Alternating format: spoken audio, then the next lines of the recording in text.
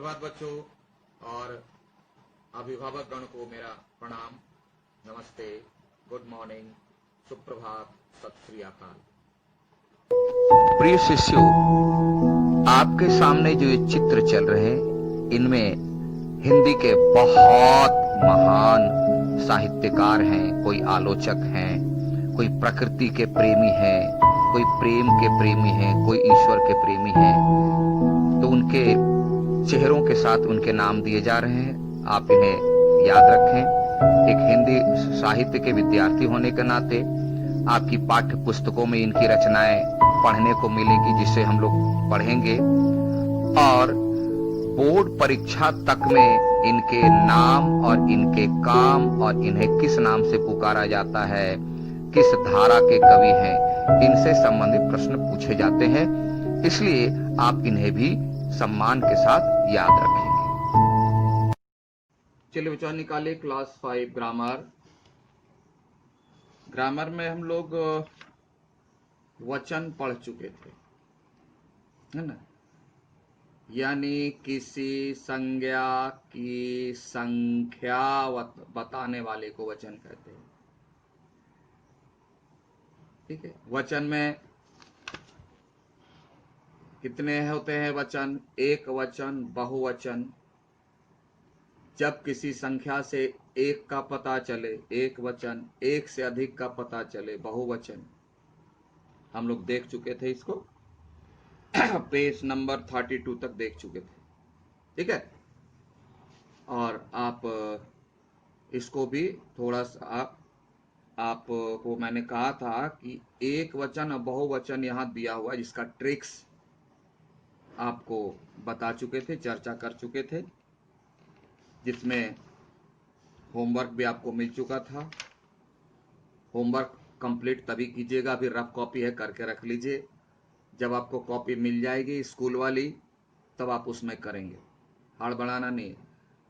अच्छा विद्यार्थी करता है क्या, कहीं भी कोई रफ में कर लिया और जब स्कूल की कॉपी मिलेगी उसमें कर लो, प्रैक्टिस होगा, याद रहेगा। ऐसे तो लिखा नहीं जाता, ऐसे इसी बहाने लिख लोगे।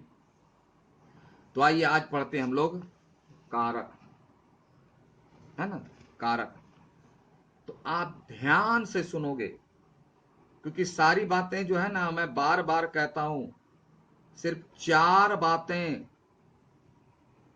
दुनिया में, अगर 4 बातें याद रख ले व्यक्ति तो जीवन सफल होगा। लेकिन करता नहीं है, सिर्फ इतना ही जानता है कि हम कैसे दूसरों को दोषी ठहराएं। मैं लेसन के बारे में बात करूं, मात्र 3 बातें ध्यान रखिए।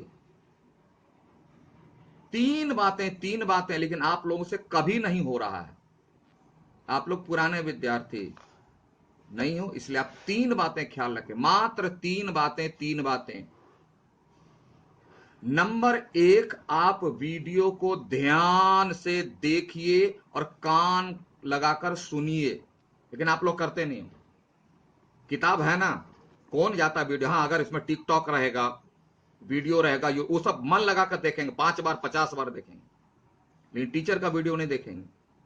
ये जो अपने मन में जो होता है ना, मैं सब कुछ कर लूंगा, बुक में तो है ही, यही व्यक्ति को बर्बाद करता है। और जो बच्चे वीडियो देख रहे हैं, मैं उनकी कॉपी देख रहा हूं, बहुत सुंदर, बहुत अच्छा, आप बुक में से कॉपी करके लिख देते हो, तो वीडियो क्यों रिक्वेस्ट करते हो सर वीडियो बनाए?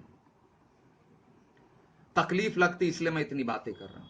आप लोग वीडियो ध्यान से न देखते हो न सुनते हो, सिर्फ बुक को उठाया, बुक से जो 2 लाइन मिला कॉपी कर दिया, और वो भी नहीं लिखते। सबसे पहला काम करो, वीडियो ध्यान से देखो। दूसरा, वीडियो देखते समय किताब सामने रख करके उसको पढ़ो और समझो। वीडियो सिनेमा की तरह बैठे हुए कहीं पर छत पर बेड पर देख रहे हैं और अपने आप को समझ ले, मैं तो समझ लिया, बहुत समझ लिया। जब होमवर्क बनाने के आए, किताब लेके लिख दिया, कभी सक्सेस नहीं होगे। मेरी चुनौती है, मैं खुली चुनौती दे रहा हूं, संभव नहीं है। वीडियो ध्यान से देखो, नंबर 1। और देखते समय किताब को सामने रखो, हाथ में पेंसिल रखो, जो समझना मिलाओ, बातें मिलाओ कि टीचर क्या बोल रहे हैं, बुक में क्या देख रहे हैं। और जो टेनों को फॉलो करो। टेनों में बार बार, मैं नहीं, सभी टीचर आपको इंस्ट्रक्शन देते रहते हैं, ऐसे करना है, ऐसे लिखना है। अगर ये 3 बातें पालन करो, डाउट तो भूत बनकर भी आपके सामने नहीं आएगा। लेकिन आप लोग ये तीनों में कोई भी अच्छा नहीं करते, कोई भी नहीं, नॉट ए सिंगल। लेकिन जो बच्चे करते हैं उसका उत्तर देख करके मन खुश हो जाता है। इसलिए नहीं कि उत्तर सही लिखता है, सिर्फ इसलिए वह विद्यार्थी कितना अच्छा है कि शिक्षक की बातों को फॉलो करता है, बड़ों का सम्मान करते हुए उनकी बातों का पालन करता है। और ये जो सिद्धांत है अपने जीवन का, ये बहुत उम्दा सिद्धांत है, बहुत उम्दा सिद्धांत है। तो मैं फिर निवेदन करता हूं, अगर हमारे पेरेंट्स देख रहे हो या देखते हो या देखे हो, तो मैंने एक क्लिप बनाया, देख लिए होंगे। फिर से मैं निवेदन करता हूं कि बच्चों को जब भी वीडियो देखने बोले आप या देख रहा हो, तो सामने पुस्तक हो, हाथ में पेंसिल हो, और बातों को ध्यान से सुने। आपके पास, मैं तो बार बार कह रहा हूं, टीचर तो आपके सामने है। अगर नहीं समझ में आया तो उसको रिप्ले करके वीडियो फिर से देख लीजिए। बोले सर आप इतनी बातें बार बार बताते हैं। मैं बार बार इसलिए बताता हूं कि बुनियाद यही है, फाउंडेशन, इसके बिना जीवन सक्सेस न हो गए तो लेसन छोड़ दीजिए। इसलिए मैं बात कि फाउंडेशन ही गलत है।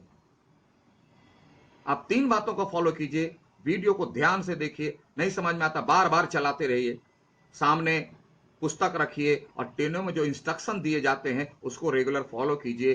कभी प्रॉब्लम नहीं आएगा, और आएगा भी तो आराम से दूर होने वाली। तो चलिए कारक पढ़ते हैं, क्योंकि मेरा सिर्फ बुक पढ़ाना काम नहीं है, बुक की बातें दिमाग में रहे, उसका जीवन में उपयोग हो, इसके लिए फाउंडेशन तैयार करना भी शिक्षक का ही दायित्व है। तो कारक देखिए, कारक है क्या? जब हम कोई भी वाक्य बोलते हैं या लिखते हैं तो उसमें बहुत सारे पद रहते हैं। पद का अर्थ होता है वही जो शब्द होता है।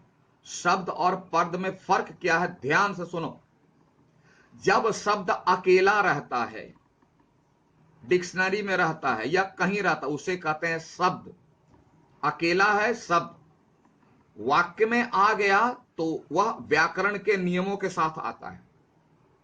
तो जो शब्द व्याकरण के नियमों में बंधकर वाक्य में यूज हो गया, तो ऐसे ही शब्द को पद कहते हैं।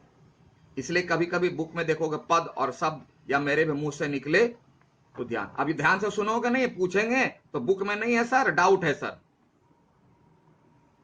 और जो वीडियो बनाया बोले वो तो सर एक बार सिनेमा था देख लिए, अब डायरेक्टर प्रोड्यूसर की तरफ फिर से सिनेमा बना दीजिए सर दूसरा, पता नहीं। फिर से सुनो, जब कोई शब्द अकेला रहता है वह शब्द कहलाता है, और वही शब्द जब वाक्य में प्रयुक्त हो जाता है, यूज हो जाता है, तो वह पद कहलाता है। क्यों? कि जब कोई शब्द वाक्य में यूज हो जाता है तो उस पर व्याकरण के नियम लागू हो जाते हैं। और अकेला है तो अकेला, आप घर में ही बैठे हो तो आप किसी भी ड्रेस में बैठे हो, वीडियो देख रहे हो, कैसे भी बैठे हो देख रहे हो। लेकिन जब स्कूल में आओगे तो स्कूल के नियम के अनुसार आपको क्लास में बैठना पड़ेगा, क्लास के नियम डिसिप्लिन को फॉलो करने पड़ेगा, और वहां आप कहलाओगे स्टूडेंट, विद्यार्थी। और घर में हो तो बच्चे, तुम वही हो, नाम बदल जाएगा।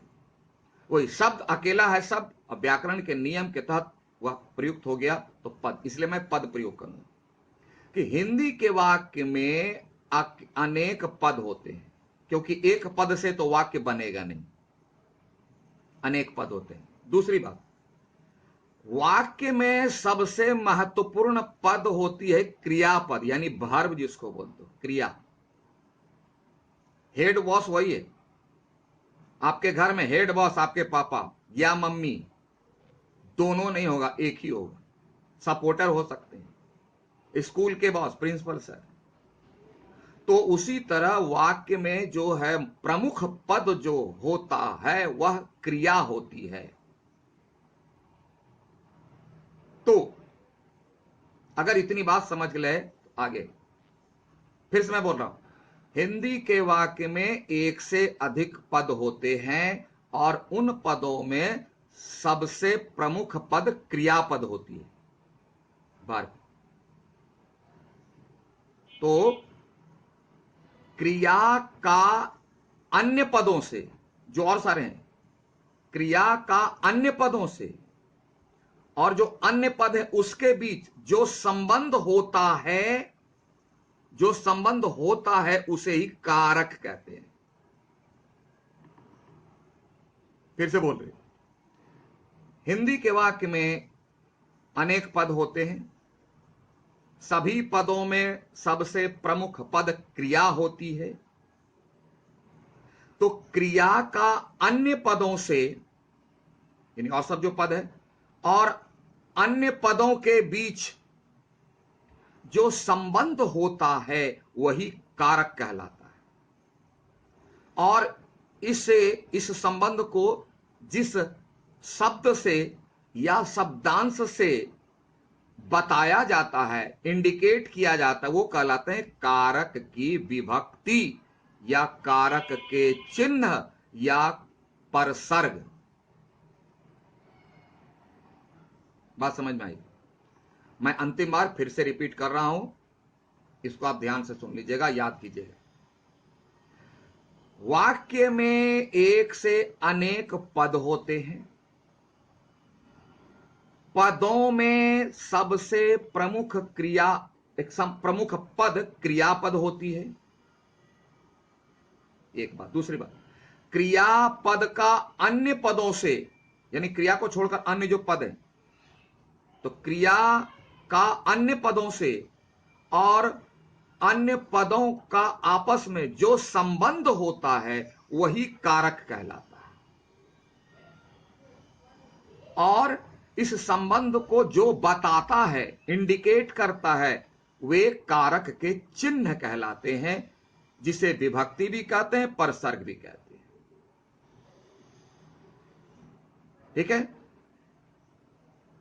तो आप अभी इस चीज को याद रखें, समझें।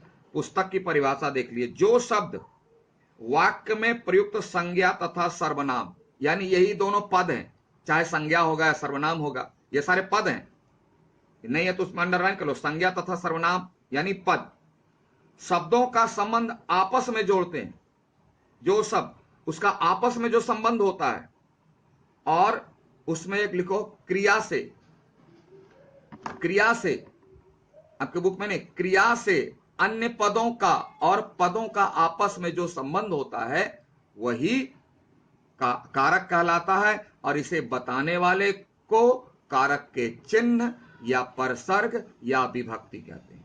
और ये स्क्रीन पर जो पीछे चल रहा था उसको याद कर लेना।